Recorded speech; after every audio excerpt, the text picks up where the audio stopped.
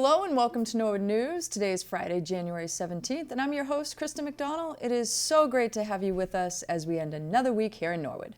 This week on Norwood News, we take a walk at Bernie Cooper Park. Patty Fanning and Jack Tolman share more Norwood history. But first, Jack McCarthy is on site to follow the progress of construction at the new Coakley Middle School.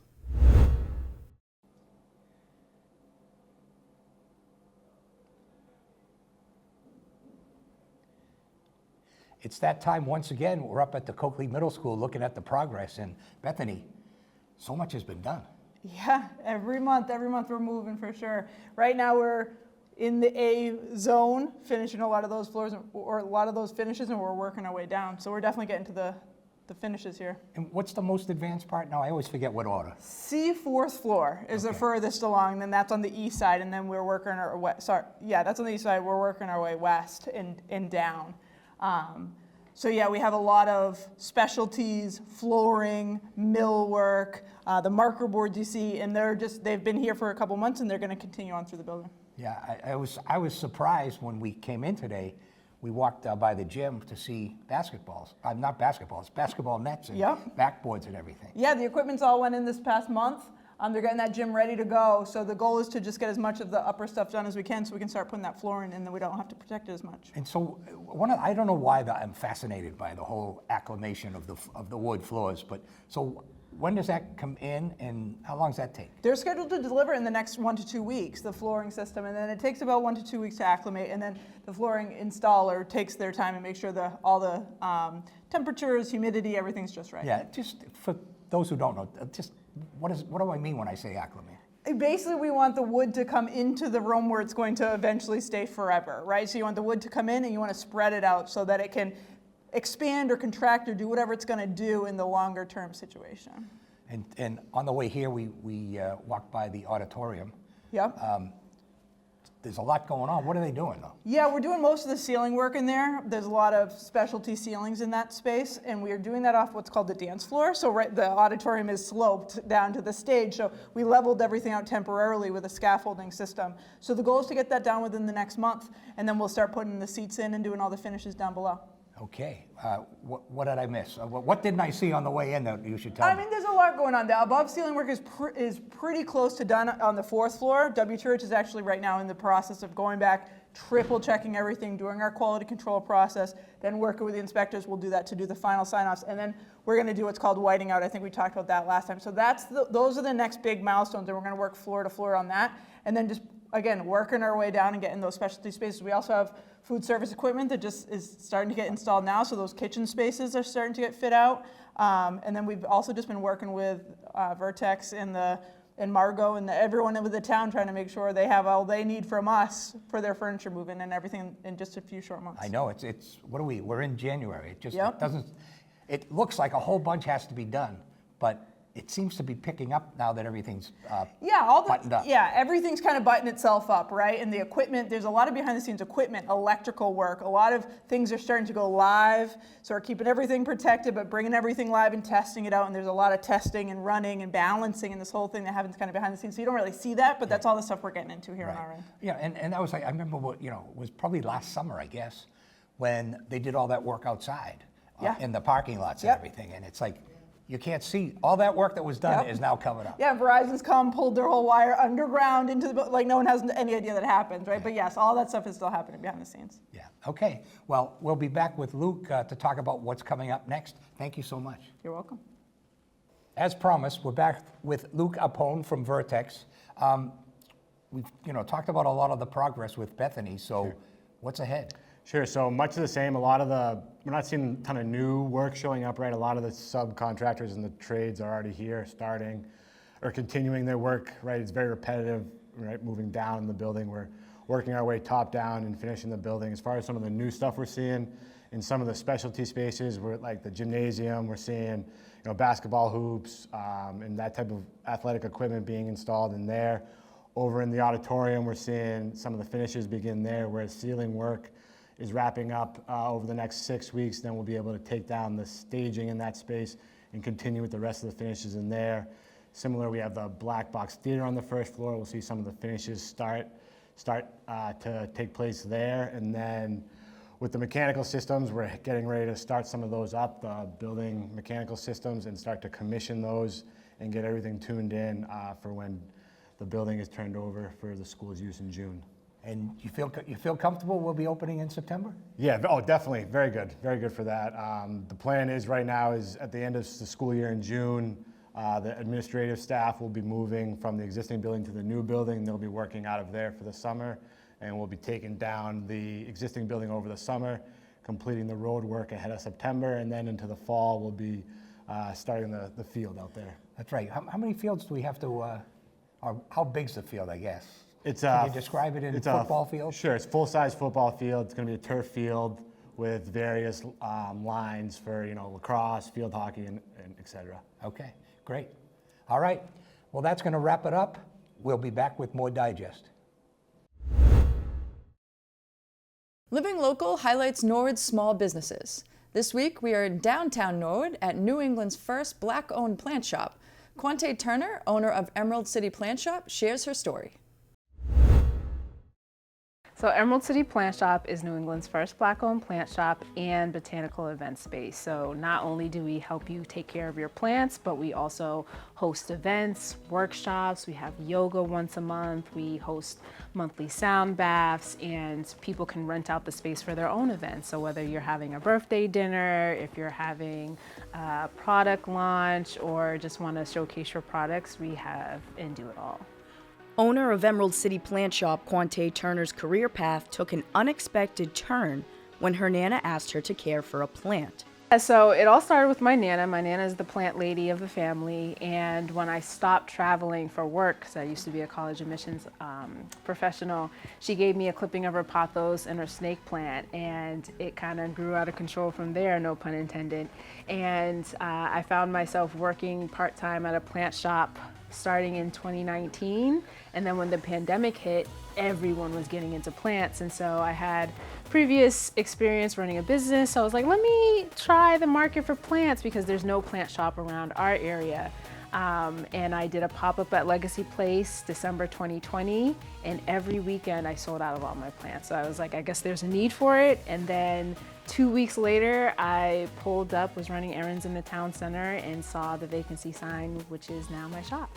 After seeing the availability of a storefront on Washington Street, Q knew it was meant to be. It was time to open her very own plant shop. I think it's the community aspect. So it was largely in part to a GoFundMe that I started when I found the space that I was able to open doors. So it's not just about learning how to take care of plants, but how do we root ourselves in the community around us. So every May we do a free plant giveaway as a thank you to the community.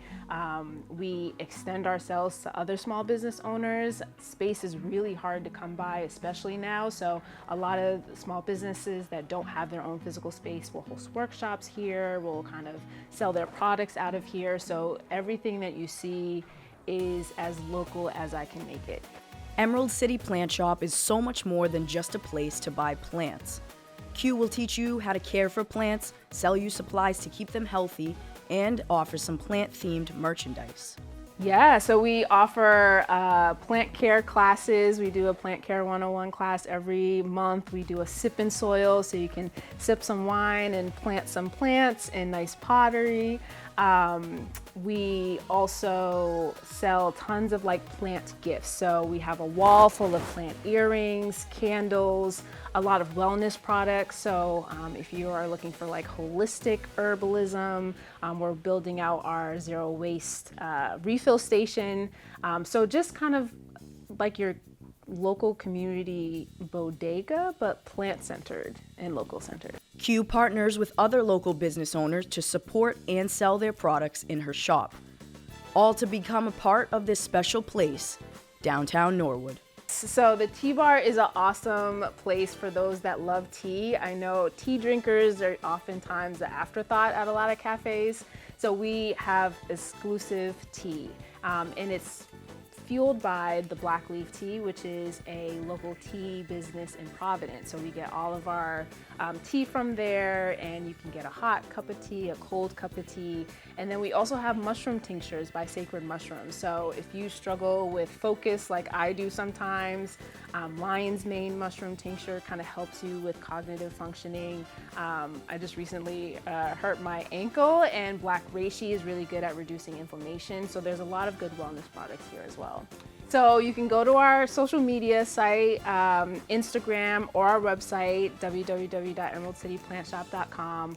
And we're always posting what we're doing, where we're at. You know, during the winter, we stay pretty much close to home in Norwood, but in the summer, we take our plant trailer, Diana, out on the road. So we bring the magic of everything that's here out to the community. So whether it's in Boston or Providence, or even Vermont, we take our show on the road. When Norwood News returns, Alex Jones walks us through the continued development of Bernie Cooper Park. Charlotte Martino has everything in school news, and Ron Marshalsea has the latest in sports.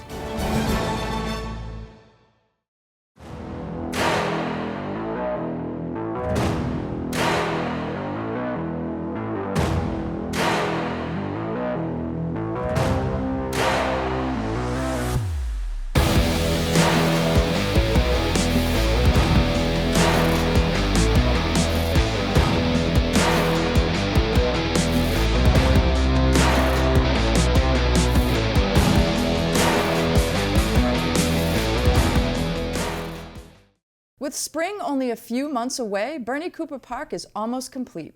NCM has been there every step of the way and is excited to see the new features completed that Alex Jones wants to share. Hi, and thank you for joining me on this chilly January day here at the Bernie Cooper Park.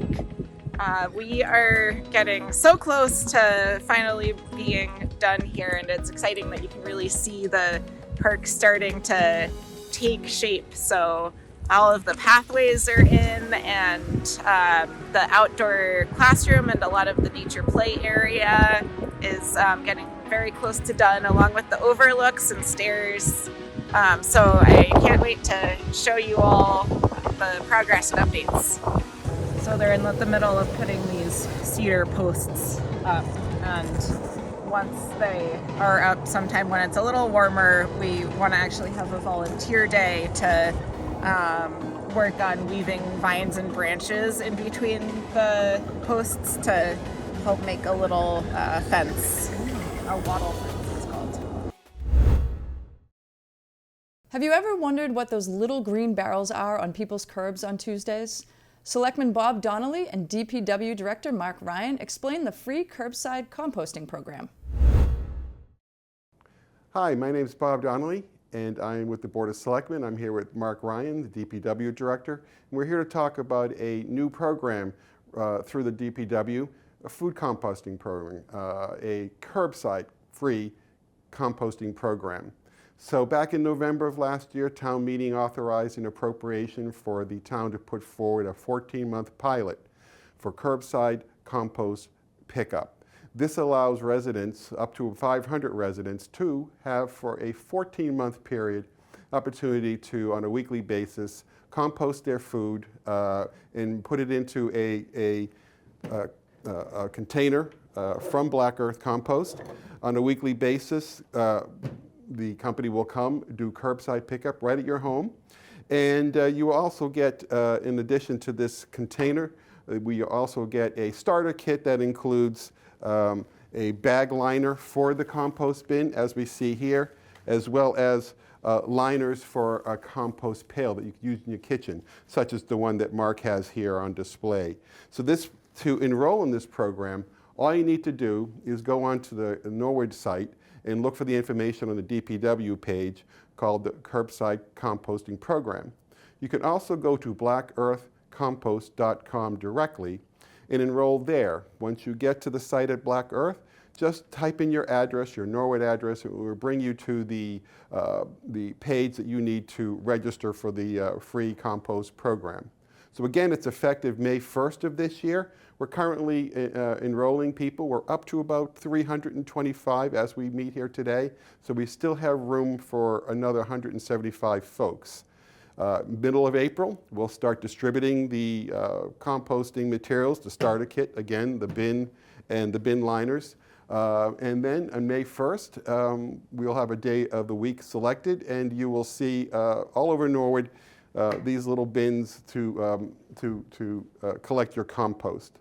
Norwood probably disposes around 1,600 tons a year of food scraps, and that's a problem for a couple of reasons. One, food scraps in landfills create methane gas 4 times greater amount than regular items that are decomposing in a landfill, so that's bad for the environment.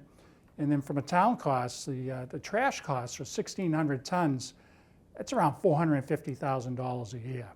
So we really have to start looking at it from a financial perspective to try to reduce the amount of items we throw away. And the first one we wanted to really take a hard look at is the food scrap. So we encourage you to take a look at this program. As Bob said, it's free. Black Earth Compost manages it all. They have a great website. They will deliver the items to you. They will schedule the pickups, as Bob said, weekly. And it's been a great partnership with them so far. And as Bob pointed out, we have these kitchen countertop pails that you can have at your house. We provide them here at DPW for substantially lower cost. We buy them for $30, but we only charge the residents $10, and that's because we have the benefit of some DEP grants. So really encourage people to look at that, to start thinking more about food scraps, how much we throw away, because as much as we can get out of the waste stream, it's good for the environment and it's good for the town budget. So items that can be composted, when you register on the enroll in the Black Earth program, you will have information that will tell you what is compostable and what isn't. So what I have here is actually the little chart that Black Earth presents when you go to their website. It's a pretty extensive list of food waste products that can go in there. Just very briefly, I'll just name a few here. You can get coffee grounds and filters. You can get eggshells and eggs and eggshells, meat and seafood such as bones and shells in raw seafood can go in there. Fruits and vegetable, dairy, including cheese and yogurt, pasta, grains, bread, cookies, cakes, candy, nut and coconut shells. Even can put cooking oil and grease. And there are some household items that you can also recycle into your bin, including wood, natural wood, cotton balls, wine corks, pest food, house plants and flowers, and things such as that. So again, you go to Black Earth, you'll see the list of compostable things you can do and things that you cannot do. So again, encourage people to go on the Black Earth site and take a look at what you can do to compost food.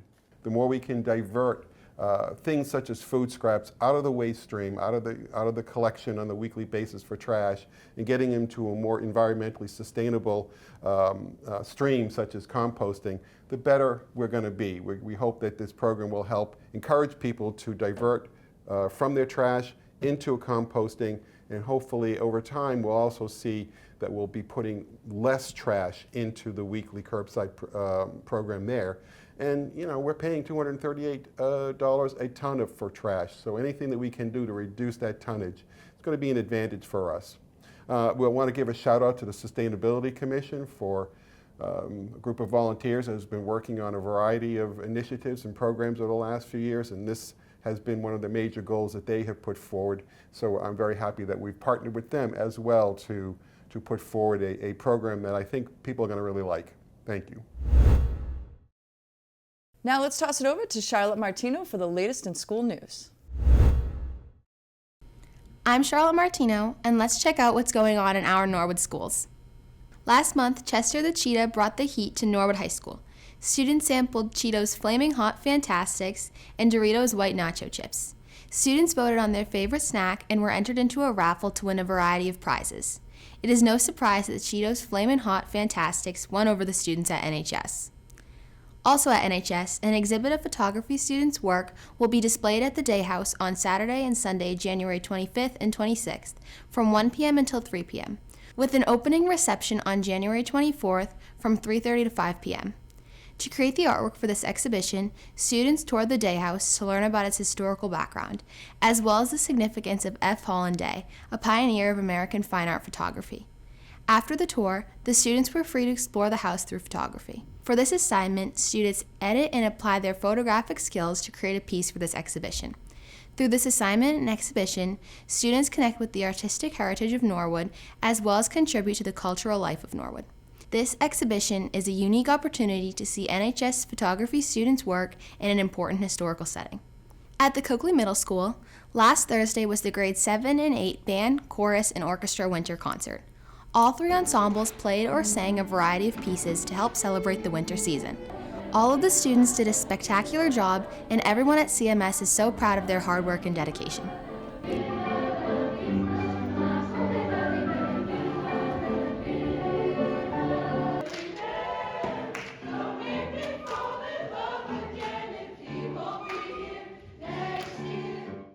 The Balch Elementary School is honoring the life and legacy of Mrs. Katie Smith, mom to Oliver in grade 5 and Sawyer in grade 2, and former vice president of the Balch PTO with Katie's Craft Day on Friday, January 17th. Mrs. Smith was a kind, generous, and talented member of the Balch school community. She showed teachers appreciation several times by crafting handmade bracelets for all staff members, crystal sun catchers, and bracelets for several PTO fundraisers and events. On Monday, January 13th, several parent volunteers created craft kits for the bracelets, sun catchers, and kindness rocks that all the students will be making in her memory on Friday. Katie Smith will be greatly missed. The Callahan School continues to hand out their CARES cards. Check out the smiles on these Callahan students.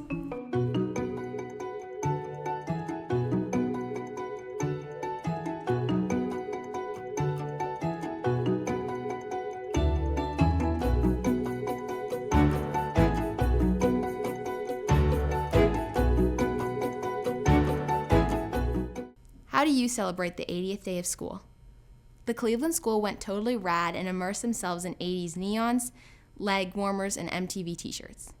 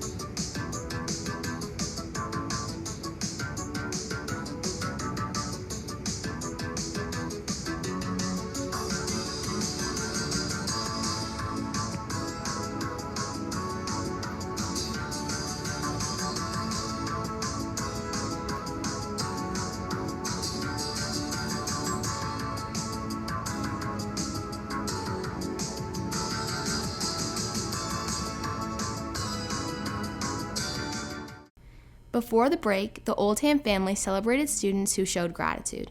The students were recognized by staff for embracing and displaying behavior that was emblematic of gratitude in the holiday season. 3 cheers for the Oldham community. Also at the Oldham School, 2nd grade students enjoyed investigating how you would get more birds to visit your bird feeder. In this activity, the students learned which kind of birds were likely to visit a bird feeder based on what they eat. Students then designed their own bird feeder to attract a specific type of bird. Then they built a prototype of their bird feeder using a variety of materials. This was a cool and fun activity to close out the Animal Adventures unit. The week at Prescott School was filled with new ideas, engaging activities and friendly competition. 2nd graders in Miss Jonas's class participated in subtraction math practice by engaging in the showdown protocol. This included all students in the group working to solve a subtraction problem, showing the answer to the group, and coming to a consensus about the right answer. Additionally, in 4th grade, they had their first induction to their school-wide Math Fact Hall of Fame with Mithra, Miss King's class, joining the hall. Students at all grades have the chance to earn their way into the Hall of Fame by demonstrating math fact fluency through a timed test facilitated by Miss Rathier, Prescott Integration Specialist. Kids have the opportunity to earn their place in the Hall of Fame every Friday afternoon. Finally, they wrapped up the grade-level Scripps National Spelling Bee, qualifying rounds, and selected the 15 top spellers in the school to compete in the School Bee. As seen on ESPN, the Scripps Spelling Bee is an intense yet fun opportunity for kids to compete in an academic competition at the highest of levels. It is a great time to be a student at the Prescott. Kindergarten students at the Willett Early Childhood Center were mesmerized by their visit from Wingmasters. Mr. Jim and his owls are an annual favorite for students and staff alike. Students learned about owls that are indigenous to our area and all the special traits that make owls so special. Thank you to the amazing PTO for sponsoring the program. That wraps up this week's school news. A big thank you to all the teachers who help keep us in the loop with their updates. It really helps us see the wonderful things happening at our schools. Reporting for Norwood School News, I'm Charlotte Martino. And now here's Ron Marshalsea with the latest in sports.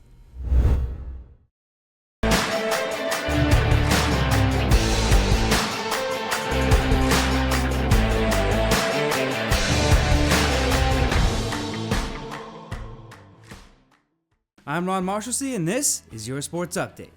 Before we dive into the previous week, we gotta go back for some fall season accolades. Senior captains of the field hockey team, Shay Larkey and Ava O'Neill, were named Globe All-Scholastics, and Shay was named the Boston Globe Division II Athlete of the Year. And field hockey head coach Allison Dolliner was named the Boston Globe Division II Coach of the Year. Coach Dolliner graduated from NHS in 2006 and coached here for 15 years. And in her 12 years as head coach, her team made the tournament every single year, including back-to-back state championship appearances in the last 2 years. She was also named TVL Coach of the Year this season and last season. Congratulations, Coach Dolliner. And on the gridiron, senior captain Drew Bartuca was named an all-state linebacker by the Massachusetts High School Football Coaches Association and received the NHS Football Bone Award, which is given to the best defensive player. Now back to the winter season. The girls basketball team is now 7-1 on the year after 2 more wins, one over Bellingham 49-37 and Norton 53-40. Lily Cordani got the game ball against Bellingham with 15 points, with captain Ava Murad adding 11. Against Norton, Ellen Baranowski got the game ball because of her 17 points, and Mo Larkey and Lily Cordani were the unsung heroes of the matchup. Their next 3 games are home against Medfield on Friday the 17th, next Tuesday the 21st versus Dover Sherburne, and next Friday the 24th at Medway, each at 6 o'clock. The story of the boys basketball team is the huge comeback and clutch win at the home of the NBA champion Boston Celtics. Norwood was invited to the Andrew James Lawson Foundation Invitational, where the Mustangs got to play rival Dedham at TD Garden. It looked like it might swing Dedham's way, with them up by 7 with 3 minutes left in the game. Senior captains Pat Connell and Brian Dearborn were beyond clutch, with Connell hitting multiple threes down the stretch, and Dearborn had a massive and one to tie the game at 48. Dearborn also made the game-winning assist, lobbing it up to big man Alex Ukimchik to get the go-ahead bucket with 6.2 seconds left. Junior captains Caden Sheehan and Sam Larkey were also huge in the Garden win, with Sheehan and Larkey sealing the win by doing what they did in the fall, Sheehan leading his receiver with a touchdown pass to give the Mustangs the win 50-48 at TD Garden. I definitely want to thank NCM, Coach Fraioli, and the Andrew James Lawson Foundation for giving me the chance to be there, as well as thank our excellent commentators for the game, Joey O'Connor and Joe Panola. Norwood moved to 9-1 on the year with a 54-47 win over Norton. They are at Medfield, at DS, and home against Medway for their next 3 matchups. The girls hockey team are now 2-7 after losses to Westwood and Canton. They are looking ahead at Mansfield on the 17th, at Braintree on the 20th, and at home against King Philip on the 22nd. The boys hockey team sit at 5-2 after losing to Medfield but taking down the Blackhawks in Bellingham 7-1. Goals were scored by Owen McDougall, Sviat Antipkin, Jacob Sheehan, Frankie Frucci, Braden Lee, Kevin Roach, and Langston Coyle. Brody Pacheco and Sam Gurney split time in net for Norwood. Their next 3 games are Saturday against Norton, which will be live on NCM, and they're at Boston Latin and then home against Medway. The The wrestling team just got the win over Bellingham 42-40 at home this past Wednesday. They are at Boston Latin on Saturday for a quad meet, and then they're home against Holliston, which will be live on NCM at 7 o'clock, and then they'll be at KP next Saturday the 25th at 10 a.m. The swim and dive team captured their first win of the season over Hawkinton 96-83. Shay Larkey qualified for states in diving, Samantha Lee qualified for sectionals in the 100 backstroke, and the girls' 200 and 400 freestyle relays qualified for sectionals. Congratulations to the team and everyone who has qualified. The swim and dive team will be home against Holliston on the 17th, home against Westwood on the 22nd, and then they will be at the TVL Swim and Dive Showcase at the Boston Sports Institute Pool on Sunday the 26th at 8 a.m. The gymnastics team hosted Medway for their senior night but couldn't grab the win. They will be at Medfield, at Framingham, and at Norton for their next 3 meets on the 24th, 26th, and 29th, respectively. Both track teams will be at Holliston on January 24th at 4 o'clock, and senior Natalie Martin is tearing it up on the track. The captain has shattered a 33-year-old school record in the 2-mile, running it in 11 minutes and 18 seconds, and she managed to lower her own record in the mile. Martin is ranked 26th in the country, 9th in the state, and is 3 seconds off from qualifying for nationals. Natalie was a cross-country state champion in the fall, and it looks like she's not slowing down in the winter. And that is all I have for this sports update. I'm Ron Marshalsea, and Norwood News will be right back after this break.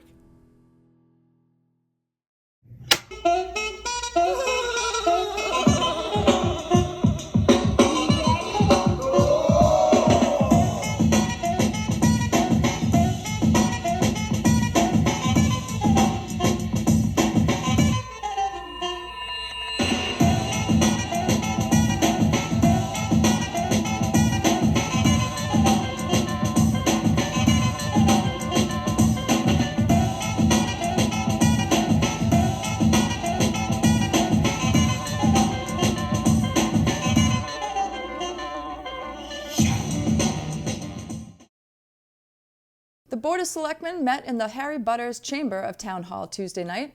The board had quite a few items on the agenda, including a meeting with the Winter Concert Committee for the upcoming series of concerts, as well as approving the Summerfest and Sunday concerts for warmer months.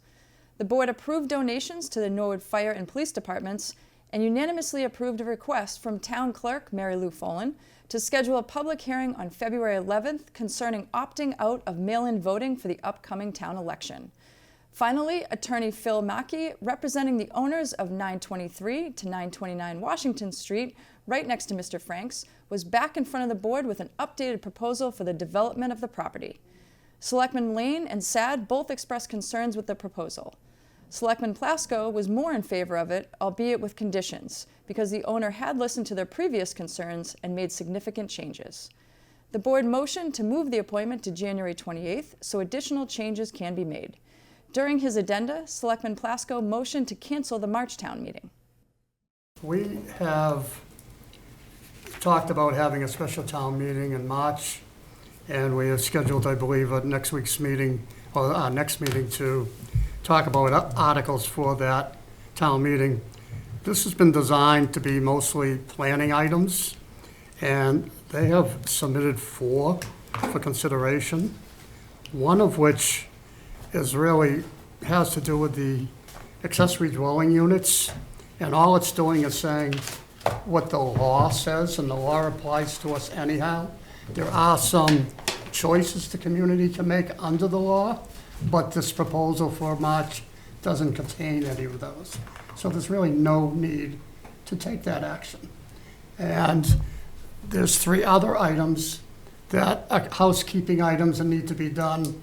But again, there's no necessity for them to be done quickly and any reason to need to call a town meeting. One has to do with the floodplain zoning. That is a little more involved, more pages and so forth for people to read, but it's all pretty technical and legally required. And again, we don't have to comply with it for at least 6 months. So my point is, it costs money to go to town meeting.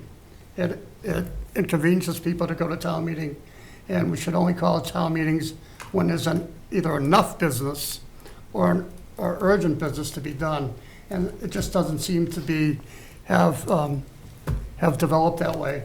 And I'd like to recommend that we cancel that town meeting.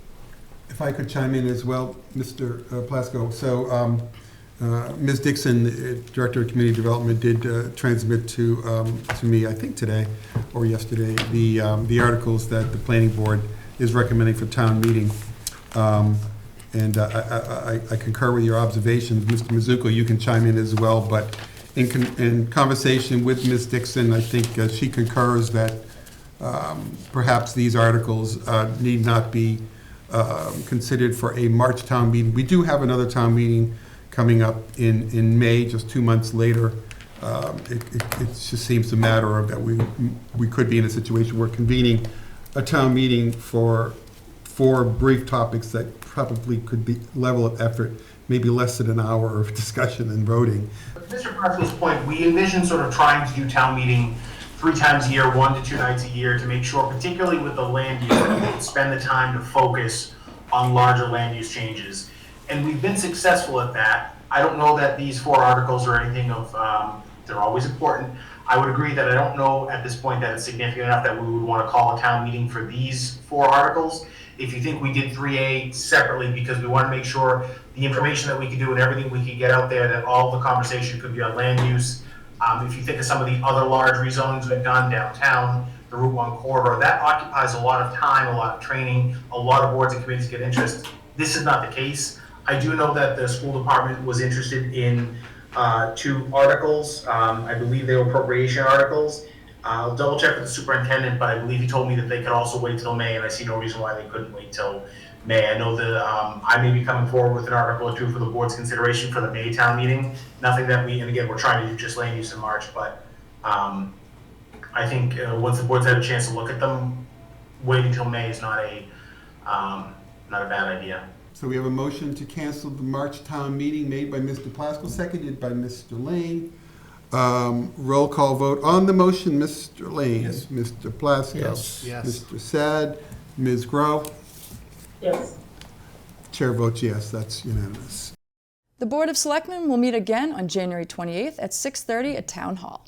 At the school committee meeting Wednesday night at the Savage Center, Superintendent Tim Luff started the meeting reviewing themes that he is finding as he speaks with various stakeholders during his first year. Okay, so the next part, I wanted to share with the committee my entry finding themes so far. So I have not yet completed the report of entry findings that will be coming to you. I have gotten a significant amount of data from stakeholders throughout the community, throughout the schools, and many folks in this room. But I wanted to make sure that we started having conversations about the themes that I'm finding before I come with the findings themselves. The reason I want to do that is because it will drive a lot of the conversations that we have for budget, some of the changes that we're considering as we move forward, and I wanted you to be aware of the themes, the implications from those as a driving force to things like the special education budget, some of the reorganization options, the possible calendar changes, different options that are going to be considered tonight and in the future. As a foundation for the discussions, and these are not all decisions that we're going to have to make tonight, but they are items for consideration based on what the community stakeholders have been thinking so far. Preliminary updates and cost center review discussions followed. Assistant Superintendent Mannion discussed the transportation budget, explaining that buses are at maximum capacity, so 2 new buses will be added when the middle school opens next year. Lisa Bourgeois sat in front of the committee to discuss the growth of the multilingual population from pre-K to 12. Lori Semino then explained the 4 major drivers that influence the FY26 budget, including special education enrollment, welcoming and integrating new students, out-of-district placements, and initiatives for enhancing program quality. Dr. Munoz then shared updated drafts of the 2025-2026 school year calendar. The committee discussed the drafts and will not take a vote until February. Dr. Luff then shared 3 new job descriptions that were unanimously approved by the committee. The school committee will meet again on Wednesday, January 29th. At the Library Board of Trustees meeting, Library Director Clayton Cheever briefed the trustees on a maintenance walkthrough that occurred in December. Cheever and the architects found leaks in the roof during the walkthrough. The architects recommended a hazard mitigation study be performed on the building. Cheever noted that he has contacted former library directors to see if this type of study had been performed before. The Library Board of Trustees will meet again in February. Norwood author and historian Patty Fanning and our own Jack Tolman have teamed up for another Norwood historical video. These videos are produced for the school department so students can learn about the town where they live. But here at NCM, we think we could all learn a little about the town in which we live. Here is the premiere of a new video that profiles Norwood's municipal buildings. If you are in Norwood Center and turn right from Washington Street onto Manhattan Street, you will pass by many of Norwood's municipal buildings. The Town Hall, known as the Memorial Municipal Building with its Carillon Tower, the former jail, the former fire station, and today's Civic Center all stand along 2 blocks of Manhattan Street. Let's take a tour. In May of 1926, Norwood decided to construct a new town hall. Ground was broken in August of 1927 for what was to become the Norwood Memorial Municipal Building, built in memory of veterans of war. It was designed by architect William G. Upham, who was born in Norwood. He was inspired by buildings at Princeton University to design a Gothic-style, cathedral-like town hall using Weymouth seamed-face granite. It has a tower that is 123 feet high and holds the Carillon bells. Dedicated on November 11, 1928, the 10th anniversary of the end of World War I, the building has become the symbol of Norwood. Following the building's dedication, the first Carillon concert was held. The bells were donated to the tower by Walter F. Tilton, a Norwood resident. Made in England, there are 50 bells in the tower. They are controlled by a keyboard and foot pedals. The largest bell is 71 inches in diameter and the smallest 6.5 inches. The combined weight of all 50 bells is nearly 21 tons. There are about 170 carillons in the United States. Only 2 are owned by towns. The rest belong to colleges and churches. Just behind the municipal building on Central Street is a small building known as the Old Lockup. In the late 19th century, there were many unemployed men with no place to live. Each town was required to provide food and lodging for these people who often wandered from town to town. Because it was expensive to house them in the local hotel, in 1879, the town decided to build a lockup for them to stay in. The lockup was the first municipal building constructed by the town. In 1903, when the traveling homeless were no longer a problem, cells were added to hold prisoners waiting to be taken to the court in Dedham. It was used for this purpose for 85 years. South Dedham's first fire station was opened in 1833 and stood about where St. Catherine's Cushing Hall is located. In its tower hung a bell that was made by Holbrook Bell Company of Medway. In 1887, a new firehouse was built besides the lockup near the current town hall. The bell was placed in the new station's tower. By 1900, the police department and general government officers occupied the 2nd floor of this building, and it was very crowded. In 1907, a modern brick fire station, today's OCC at 171 Manhattan Street, was constructed and the fire department proudly took occupancy. The former station remains in use as town hall until the current Memorial Municipal Building was erected in 1928. At that time, the Norwood No. 1 fire bell was taken from that tower and installed among the Carillon bells. This is why some people think that the Carillon has 51 bells. It hung there silently until the restoration of the Carillon in 2022, when the fire bell was removed. The fire department, and sometimes the police department, remained in the brick fire station at the corner of Manhattan and Central Streets until 1964, when a new fire station was built even farther down Manhattan Street. That building was replaced in the early 2000s.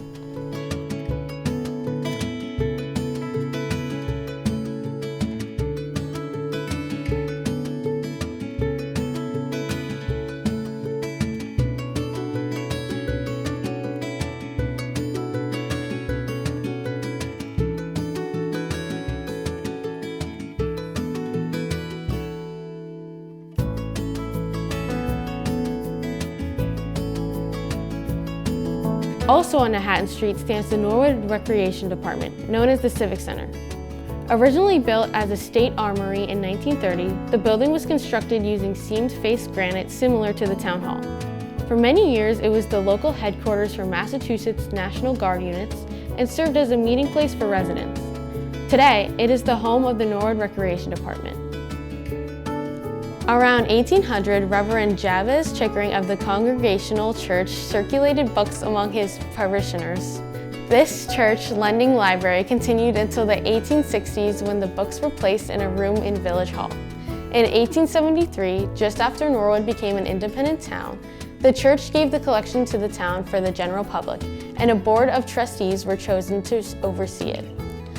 As the number of books grew, the library was moved several times to ever larger rooms. Then, in 1897, the Morrill family, owners of the Morrill Ink Mill, a large, successful industry in town, stepped forward. Sarah Bond Morrill, the daughter of George H. Morrill and his wife, Louisa, had died of typhoid fever in 1896 at the age of 23. The Morrills thought a library building would be a permanent memorial to her. The town accepted their proposal and the family built a beautiful library made from Maine granite with a red tile roof, eyebrow dormer windows, and a central entrance arch. Inside, there was a wood paneling and stained glass windows. It was officially given to the town in 1898 as the Sarah Bond Morrill Memorial Library. Portraits of Sarah and her father, George H. Morrill, still hang in the reading room. A wing was added in 1928 with the funds from Miss Alice Morrill Plimpton, sister of Sarah Bond Morrill. In 1966, an addition to the building moved the front entrance forward, but kept the same exterior style and roof features. In 2001, an extensive renovation unified the three parts of the structure. It is still important to the town of Norwood.